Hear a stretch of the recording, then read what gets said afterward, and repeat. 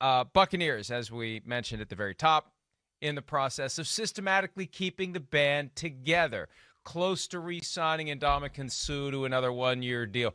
Very interesting to see what the terms are, because Suh is the example we've used from time to time to illustrate how the middle class, a veteran player with recognizable name, could get squeezed dramatically in this year with $25 million less in cap dollars than what there would have been in a normal year. Stars get their money a lot. Rookies get their money not much. Guys in between, the ones who get squeezed. And someone told me back in December, January, when it was really coming into focus that this was going to be a down year. A guy like Ndamukong Suh is not getting $8 million. He's getting $3 million in this new environment. So we'll see how many million Ndamukong Suh adds to his career earnings. I don't think it's going to be 3. I don't expect that. I think it's going to be north of 6. That would be at least my bottom line there. You think that's correct? Here's my prediction. Yeah. It will initially be reported as in the neighborhood of 7 to 8. Right. And once we get the real numbers, it will be something less than that, with the opportunity to make up the difference based on playing time, getting to the playoffs, per-game roster bonuses, whatever the case may be. Because Rob Gronkowski's deal, advertised as 10, not 10. This is not an uncommon thing this year or any year, but I think this year especially, when you have a higher degree of ego bruising for some of these star players who aren't accustomed to not making all that much. And it's very common for agents to inflate what these deals are worth. I think we're going to hear that Ndamukong Suh has a base package better than what it actually is. Whatever the numbers. Yeah. $8 million is what we're told, ends up being 6, and he can make 2 more or something like that.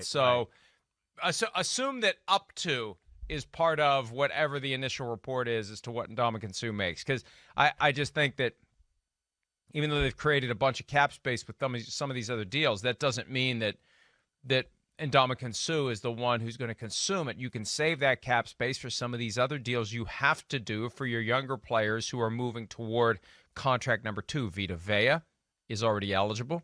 Devin White is going to be eligible after this year. Right. You got to save some of those cap dollars, and every cap dollar saved now automatically goes to a future year. So that doesn't mean you just burn it away for a guy who maybe has 1 year left in the tank. Yeah, right. I mean, it's coming down to the end. It doesn't need to. I mean, because I think the play on the field justifies, like, you look at it and you go, he could play a few more years. There's no doubt about that. It's not like a guy we're looking at where I'm going, oh, it's coming to the end. You know, I think we think like what you just said, Mike, just because we figure, hey, it's a rough and tough position. He's been playing it for a long time, and I do think he's got a little bit of, like, if he's not in a Super Bowl type team or making the amount of money he thinks he deserves, he'll walk away. But I'm amazed. I'm amazed by the Bucs and just everything they've done. I mean, the fact that they got this all orchestrated, kept the players, and good for them. I mean, really, they're in it right now. It's there to be had. They can make a Super Bowl run once again. We know. I mean, just as Bruce Arians said that clip there, there's not really a weakness to the football team. And now we saw them come together as a team and kind of get all on the same page. And Suh is still a force. You know, when you break them down and watch them on the defensive line, not that he is the star he was 5-6 years ago, but, you know, what does happen is he probably loves playing in Tampa because he gets a few more one-on-ones than he would in other places because people are worried, right? So people are worried about those other guys. And I think that's why, you know, last year, what did he have? 6 sacks, which is like as high as he's had since 2015 or something like that. So that I think speaks to, you know, what we're saying there. Those one-on-ones, those opportunities. And he does bring an attitude to the defense. You know, that's the one thing I like about Ndamukong Suh. Ndamukong Suh has not been one of those defensive players, Mike, who's like slipped into the, you know, I don't know. I get annoyed sometimes when defensive players are too smiley and happy and help quarterbacks up and do stuff like that. He's still old school. He's still trying to intimidate you. He doesn't care if you're Aaron Rodgers or whoever you are. He'll help them down. He'll put you down, right? He'll throw a right hook at Patrick Mahomes' face. I mean, we saw that. He will. He doesn't care. And I think there's great value in that in this day and age in the NFL too.